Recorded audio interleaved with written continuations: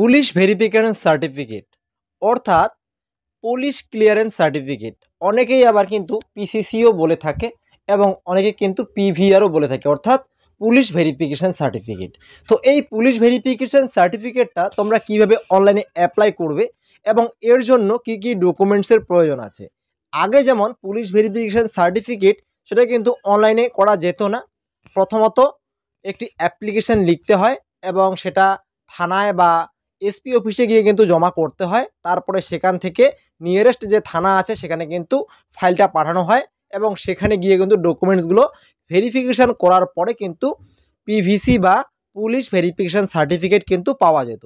কিন্তু বর্তমানে অনলাইনেই তোমরা অ্যাপ্লাই করতে পারবে এবং অনলাইনে অ্যাপ্লাই করার পরে কি কি পদক্ষেপ আছে এবং কতদিন পরে তোমরা এই পুলিশ ভেরিফিকেশান সার্টিফিকেটটা পাবে, সম্পূর্ণ প্রসেস আজকের এই ভিডিওতে তোমাদেরকে বলবো। তো অবশ্যই তোমরা আজকের এই ভিডিওটা সম্পূর্ণ দেখবে। তো অবশ্যই তোমরা চ্যানেলটিকে সাবস্ক্রাইব করে নেবে এবং তোমাদের যদি কোনো প্রশ্ন থাকে অবশ্যই সেটা কমেন্টে লিখে জানাবে।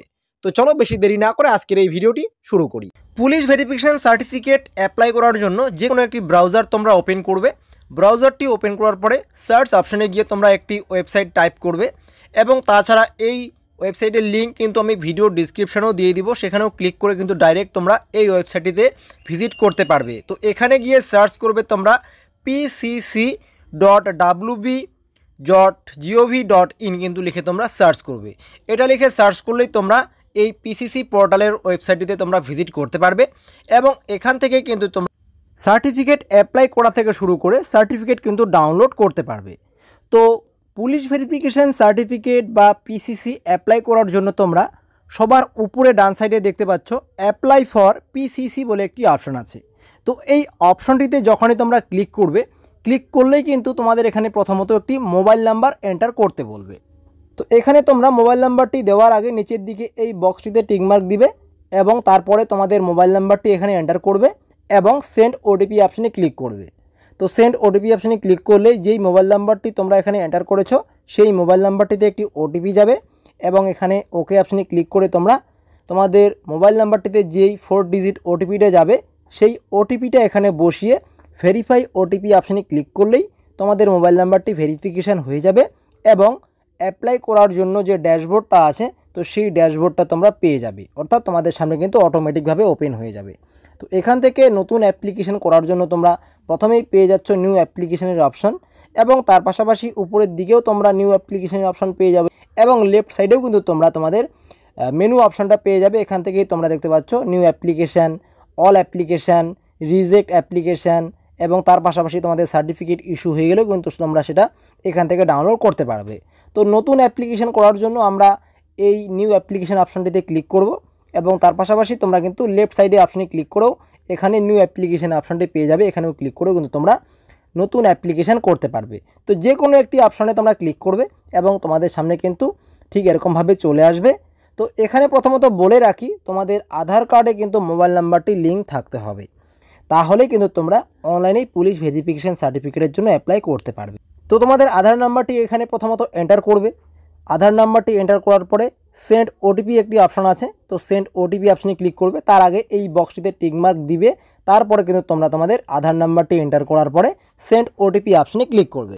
তোমাদের আধার রেজিস্টার মোবাইল নাম্বারে ওটিপি চলে যাবে এবং সেই ওটিপিটা নিচের দিকে দেখতে পাচ্ছ এন্টার ওটিপির একটা বক্স আছে, এখানে বসাবে।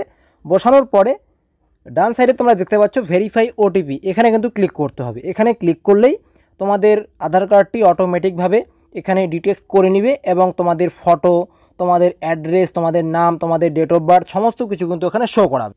তো এখানে কিন্তু ফটো আপলোড করতে হচ্ছে না, আধার কার্ডে যেই ছবিটা আছে সেটাই অটোমেটিকভাবে নিয়ে নিচ্ছে এবং যেমন এখানে নাম, জেন্ডার, ডেট অফ বার্থ এগুলো কিন্তু অটোমেটিকভাবে ফিল করা আছে, এগুলো আমাদেরকে ফিল আপ করতে হচ্ছে না।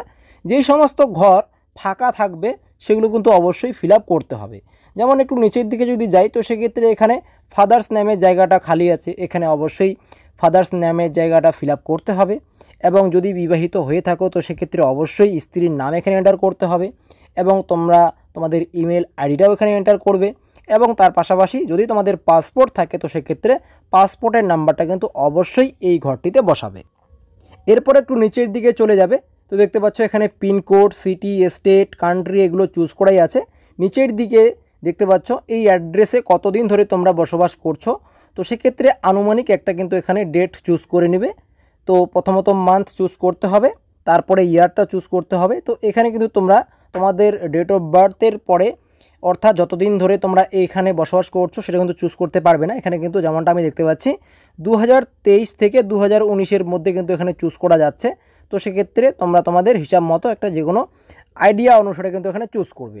এরপরে এগুলো চুজ করা হয়ে গেলে নিচের দিকে দেখতে পাচ্ছ একটা কিন্তু অ্যাড্রেসের বক্স আছে, প্রেজেন্ট অ্যাড্রেস আর পার্মানেন্ট অ্যাড্রেস একই কিনা। তো সেক্ষেত্রে এখানে এই বক্সটিতে টিকমার্ক দিলে কিন্তু অটোমেটিকভাবে নিচের দিকে যে অ্যাড্রেসের ডিটেলসটা আছে সেটা কিন্তু ফিল আপ হয়ে যাবে। ফিল আপ হয়ে যাওয়ার পরে আর একটু নিচের দিকে চলে যাবে, যেমন এখানে নিয়ারেস্ট ল্যান্ডমার্ক একটা চুজ করতে হবে। তো ল্যান্ডমার্ক তোমাদের কি আছে সেটা চুজ করবে এবং তার পাশাপাশি এখানে তার আগে ডিস্ট্রিক্টে চুজ করতে হবে এবং পুলিশ স্টেশনটা অবশ্যই চুজ করতে হবে।